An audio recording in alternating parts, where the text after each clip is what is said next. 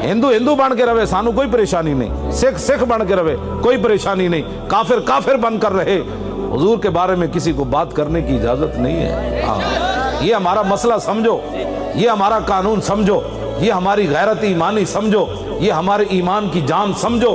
काफिर काफिर रह सकता है, गुस्ताखे रसूल तो काबे के खिलाफ से लिपटा हुआ भी नहीं बच सकता। तुम क्या बातें कर? इस मसले की असासियत को मुसलमान समझे।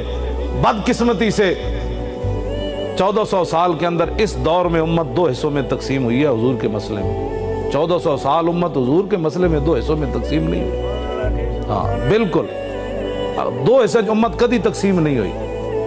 अलामा इकबाल का उस वेले मिर्ज़ाइयां मुखालफत की थी, गाजी इल्मुद्दीन दी सिर्फ। अलामा इकबाल भी इल्मुद्दीन ना जा खड़ा होया, कायद आज़म भी नाल खड़ा होया, पीर जमात अली शाह साहब भी खड़े हो गए, दीदार अली शाह साहब भी खड़े हो गए, पीर मेर अली शाह भी नाल खड़ा हो गया, मौलवी ज़फ़र अली खान भी नाल खड़ा हो गया।